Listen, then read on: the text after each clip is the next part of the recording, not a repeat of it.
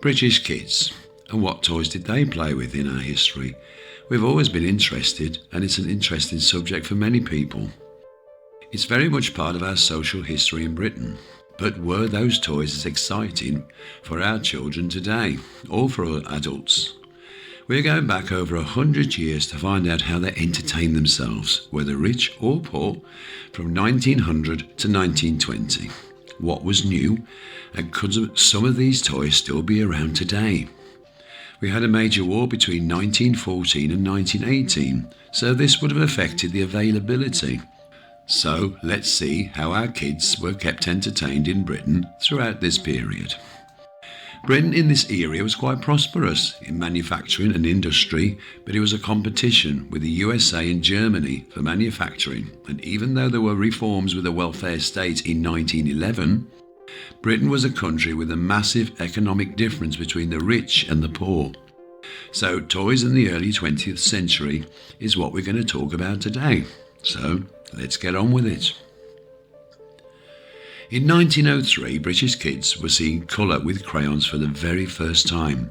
Crayola had invented the safe colouring sticks in 8 different colours, selling for just threepence: red, yellow, blue, green, brown, violet, orange and black. The inventors, Edward Binney and Harold Smith, took the name from 2 French words meaning chalk and oil. It was thought up by Edwin's wife Alice, Cray and Ola. By the 1950s, 64 colours were available and the business absolutely boomed. Based originally in New York in the USA, the company is a global manufacturer today and very much part of kids' lives. The crayon is made of paraffin, stearic acid and wax for its smooth application on paper and its sturdiness. Colours are added during the melting and mixing stages.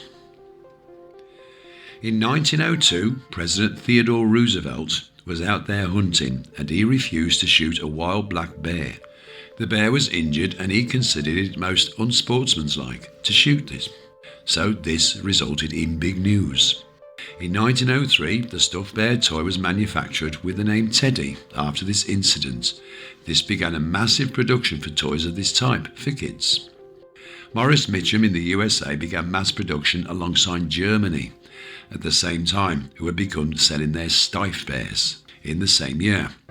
Even today, people still call them teddy bears unless they are made by Steiff.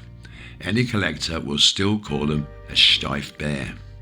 The rarest ones being around the war years, where bears were refused by many countries or sparingly made.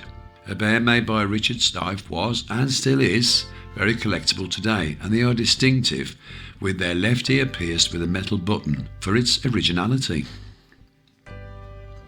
Britain soon got many imports of the teddy bear, but to keep up with the demand, British entrepreneur J.K. Farnell began producing his bears in 1907. They were much cheaper due to being more available than the Steiff. Even back then, Steiff bears were considered a luxury toy. The famous Winnie the Pooh bear was actually made by the Farnell Company in 1921. Stuffed bears and other similar cuddly toys are very much loved today. Here's a bit of trivia. In 1972, a magazine article stated that a disease called Brunus edwardi was infectious to toy bears. This statement was issued on April Fool's Day. Train sets. Well, they've been around for a good few years already and kids love them. They were manually pushed, but until early 1901, a company called Lionel decided to put an electronic motorised moving train set in a store display window in order to increase sales. Customers came to the store and they wanted to purchase that specific train set that was working in the shop, but they were disappointed to hear that it was not for sale. This was the beginning of the electric train set, but it was too expensive for most people.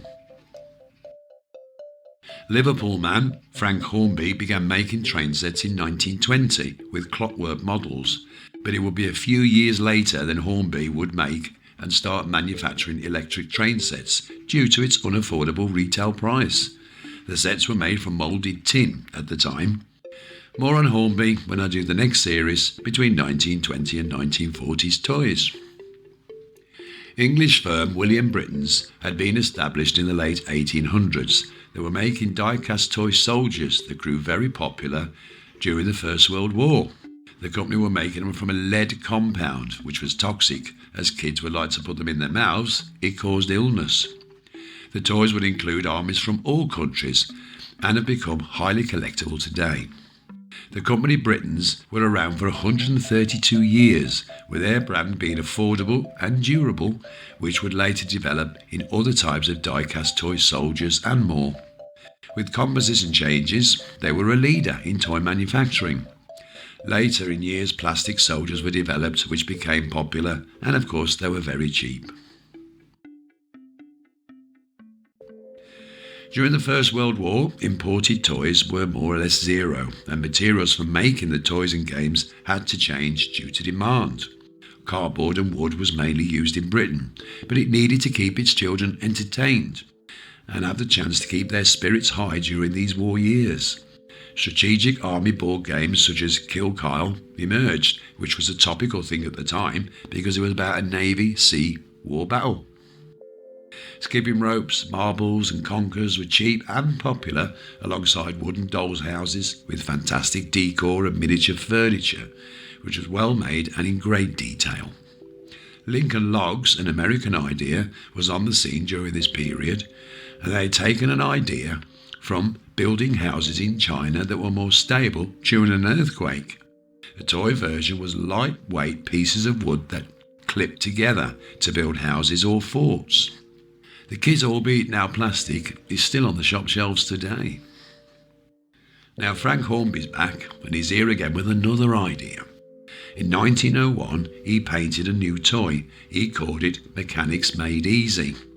His invention would consist of metal strips that could be bolted together to make constructions. Are we becoming clear already what this is going to turn out to be? Yes, he eventually called it Meccano, where kids were making objects such as bridges, vehicles, and items with moving parts. Originally, most of the parts were imported, but high demand caused the company to set up its own manufacturer in Liverpool. The factory was built in 1906, and the company was called Meccano Limited. Branches were established in Spain and Argentina, and by the 1920s, colour metal parts were added. The company is now worldwide and a household name, and most kids' memories, they will always be there, no matter how old they are. Dolls have always been a favourite for girls, such as china dolls for the wealthy, and the poorer family would have dolls stuffed of materials of old rags and even hay. They were loved by all and have become very desirable. Many families made clothes for their toy dolls by hand with old blankets or sheets. The details were remarkable and well loved. Dads would make cots for the dolls by hand back in the day.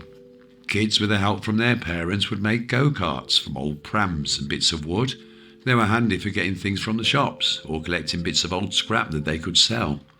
I'm not sure what they were called back then because the word go-kart didn't actually appear until the 1950s. But I can remember them myself as a kid. They were fun, but mine tended to fall apart. Bikes and tricycles were around, but they were more for adults due to the price again. Not nearly as comfortable or as efficient as we get today, but they've certainly got people around. There were smaller versions made for kids that were becoming available, but they again were too expensive for the most. Other things like yo-yos were popular, alongside drafts, tiddlywinks and jigsaw puzzles that became popular in 1909, which were shaped wooden pieces with less bits than we see today. The puzzles were mainly illustrated with drawings rather than photographs that we see in later jigsaws. The first jigsaw was invented by John Spilsby as far back as 1792 and was made for educational purposes. The first puzzle, that he called the dissected puzzle, was a map jigsaw. This would help students piece together all the world's countries in geography lessons at school. Later on, in 1880, the name jigsaw puzzle was used to describe the tool to make the wooden sets, but it was around 1909 when the craze took off. Cheaper versions were made from cardboard, therefore increasing sales because they were cheaper to buy. Today, they're as ubiquitous as sand on a beach in all the charity shops, and some of them you could even get for £1. I must confess, I have never completed a jigsaw in my life. Have you? Apparently there are jigsaw speed competitions worldwide. Exciting times. Ping pong was invented in 1901. It was a tennis table game which came with 2 bats or rackets, a ball and a net, which would stretch across your kitchen table or large table with supports that held the net in place, with metal vice types of supporters that held the net taut. Albeit most people were still calling them table tennis games, but the manufacturer company called Jacques launched the set as ping pong and it came at a higher price. Did it fool anyone? Well, yes, because it was a great seller. Monopoly. Yes, I know, it wasn't around this early, but the idea of the game was. A game called Landlords by Elizabeth Maggie, who invented the game based on greedy landlords and their impoverished tenants. It was more of an educational statement for kids to learn about unfair practices in the financial housing sector. Sounds very serious. The UK imported the game in 1913, but it was a flop. The patent was sold by the inventor in 1935 to Parker Brothers, but it still flopped. It was a serious and complicated game. The idea was to beat the monopolist. Thrilling game? Please comment if you've ever played it.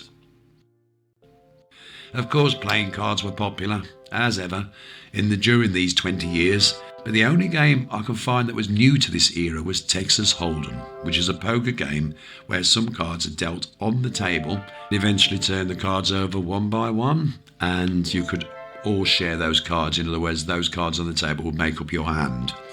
It's very popular today. In fact, there are tournaments, and they actually go for high value prizes. The Raggedy Annie doll came from the idea of a guy called John Gruelle, or Cruel. The doll was nothing new, it was a stuffed doll, and it was nothing special, but the story behind it is interesting, albeit not totally believed. John's daughter brought down an old homemade doll from the attic, and John simply drew a face on it and decided to call it Raggedy Ann. He took the name from 2 poems, The Raggedy Man and Little Orphan Annie. He patented it in 1917 and wrote kids' books with doing illustrations about the doll and stories about her and her friends, and it got published in 1918. By the end of the 1940s, 7 million books were sold. Mind you, if someone can sell rocks to kids in the 1970s as toys, I'll believe anything. Rocking horses were very popular in the early 20th century and came in all sizes and qualities, but they were expensive and prone to be in larger houses where middle-class parents lived. Smaller pull-along horses made on wheels were much less expensive. However, many dads were able to make these rocking horses themselves, and that's how their kids got theirs. And they were made with great quality.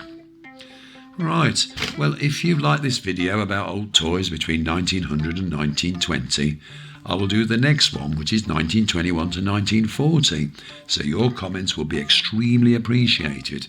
And if you don't like it, well, I'll just have to find something else to do. I'm not going to say stuff you then. Well, thank you very much for having a look in. I've got quite a few videos now about social history and general history of Britain and British people on my channel. So thank you so much for watching, and bye for now.